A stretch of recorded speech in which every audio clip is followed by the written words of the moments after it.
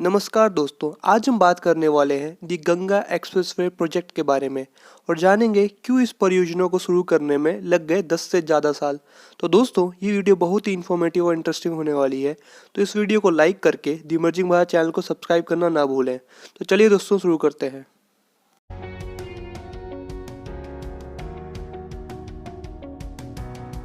दोस्तों, इस वीडियो में हम फुल डिटेल में बात करने वाले हैं, तो मैं चाहता हूं कि आप लोग इस वीडियो को पूरा देखिएगा। तो चलिए शुरुआत करते हैं। तो दोस्तों, जब 2007 में मायावती सरकार ने उत्तर प्रदेश में पहले एक्सप्रेसवे का निर्माण शुरू किया था, जो कि 165 किलोमीटर लंबा यमुना एक्सप्रेसवे था 2001 में, जिसकी कल्पना उस वक्त के चीफ मिनिस्टर श्री राजनाथ सिंह द्वारा की गई थी।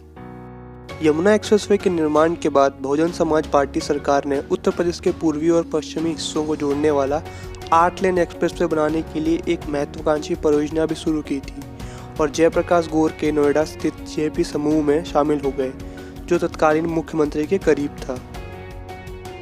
जहां मायावती किसानों के विरोध और राहुल गांधी द्वारा भट्टा और परसोल के 2 गांवों में जोर शोर के धरने के बावजूद जेपी ग्रुप के प्रभारी के साथ यमुना एक्सप्रेसवे को पूरा करने में कामयाब रहीं, वहीं गंगा एक्सप्रेसवे की परियोजना शुरू नहीं हो सकी। मायावती ने 2009 के लोकसभा चुनाव से 1 साल पहले जनवरी 2008 में गंगा एक्सप्रेसवे के निर्माण की आधारशिला रखी थी, लेकिन 2007 में उनकी सरकार ने परियोजना के लिए जो पर्यावरणीय मंजूरी यानी इन्वायरमेंट क्लियरेंस प्राप्त की थी, उसे इलाहाबाद उच्च न्यायालय ने 2009 में रद्द कर दिया था और अब 12 साल से अधिक समय के बाद 18 दिसंबर 2021 में प्रधानमंत्री श्री नरेंद्र मोदी द्वारा नींव रखी गई। अब दोस्तों, बात करते हैं कि क्या रीज़न रहे होंगे जिसके पीछे इलाहाबाद उच्च न्यायालय ने इस प्रोजेक्ट पर रोक लगाई। तो दोस्तों, 2007 में परियोजना को पर्यावरण प्रभाव आकलन प्राधिकरण से मंजूरी मिलने के बाद गंगा महासभा और विंध्या इन्वायरमेंटल सोसाइटी ने मंजूरी के खिलाफ इलाहाबाद उच्च न्यायालय में 2 अलग अलग याचिकाएं दायर की थी। याचिकाकर्ताओं ने तर्क दिया था कि गंगा के किनारे एक्सप्रेसवे के निर्माण से नदी का प्रदूषण स्तर इस हद तक बढ़ जाएगा कि गंगा नदी एक बड़े नाले में बदल जाएगी। मायावती सरकार द्वारा प्रस्तावित योजना के तहत गंगा एक्सप्रेसवे को सीमांत तटबंध यानी मार्जिनल एम्बैंकमेंट के ऊपर बनाया जाना था, जिसे सिंचाई विभाग द्वारा पश्चिमी उत्तर प्रदेश में नरोरा और पूर्वी उत्तर प्रदेश वाराणसी के बीच नदी के बाएं किनारे पर बनाया जाना था। मायावती के परियोजना के हिसाब से एक्सप्रेसवे को 7 से 8 मीटर से अधिक की ऊंचाई पर बनाया जा रहा था, जिसमें दिक्कत यह थी कि भारी बारिश के दौरान सीवर के साथ साथ नालों और सहायक नदियों में पानी का बैकफ्लो होने की संभावना थी, जिसके परिणाम स्वरूप शहर के अधिकांश क्षेत्रों में बाढ़ आ जाएगी और सीवर लाइंस चोक कर जाएंगी।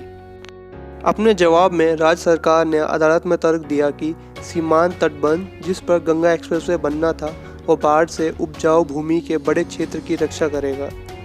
हालांकि 29 मई 2009 के अपने आदेश में इलाहाबाद उच्च न्यायालय ने राज्य स्तरीय पर्यावरण प्रभाव आकलन प्राधिकरण द्वारा परियोजना के लिए दी गई मंजूरी को रद्द कर दिया।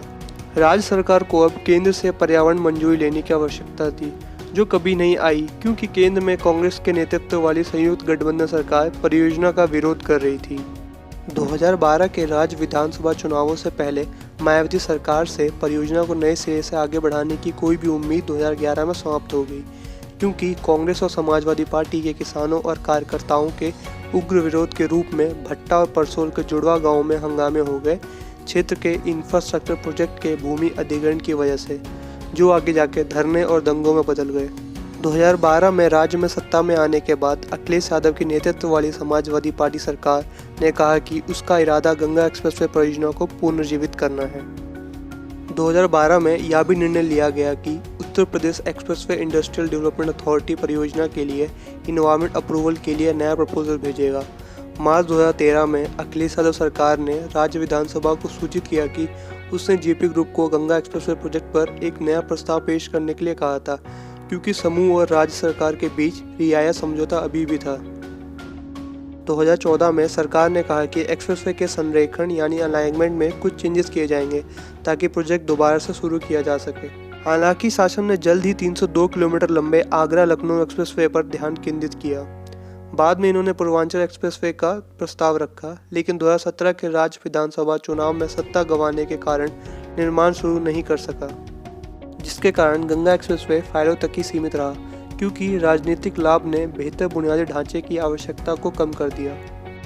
इस परियोजना को 2019 में योगी आदित्यनाथ सरकार द्वारा पुनर्जीवित किया गया था, जिसने गंगा एक्सप्रेसवे के लिए एक नया अलाइनमेंट प्रस्तावित किया गया था। मायावती सरकार द्वारा प्रस्तावित एक्सप्रेसवे राज्य की पश्चिमी सीमा पर नेशनल कैपिटल रीजन यानी एनसीआर में ग्रेटर नोएडा और राज्य के सबसे पूर्वी डिस्ट्रिक्ट बलिया के बीच लगभग 1100 किलोमीटर की दूरी को कवर करते हुए बनाया जाना था। एक्सप्रेसवे को गंगा नदी के किनारे बनाया जाना था, जिसके पर्यावरण संबंधी समस्याएं पैदा हुई थी। इस समस्या को सही करने के लिए योगी आदित्यनाथ सरकार ने गंगा एक्सप्रेसवे के अलाइनमेंट को नदी के किनारे से दूर स्थानांतरित कर दिया। ग्रेटर नोएडा और बलिया को जोड़ने के बजाय एक्सप्रेसवे अब पश्चिमी उत्तर प्रदेश में मेरठ को पूर्व में प्रयागराज से जोड़ेगा, जो राज्य के 10 अन्य जिलों से होकर गुजरेगा, जिसमें हापुड़, बुलंदशहर, अमरोहा, संभल, बदायूं, शाहजहांपुर, हरदोई, उन्नाव, रायबरेली और प्रतापगढ़ शामिल होंगे। तो दोस्तों, आशा करता हूं कि यह प्रोजेक्ट जल्द ही कंप्लीट होगा और भारत और यूपी को अभी तक का सबसे लंबा एक्सप्रेसवे दिलाएगा। तो इसी के साथ मैं इस वीडियो को एंड करना चाहूँगा। अगर आपको वीडियो अच्छी लगी हो तो लाइक, शेयर और सब्सक्राइब जरूर कीजिएगा और ऐसे ही नई जानकारियों और अपडेट्स के लिए जुड़े रहिए मेरे यूट्यूब चैनल से द इमर्जिंग भारत। जय हिंद, जय भारत।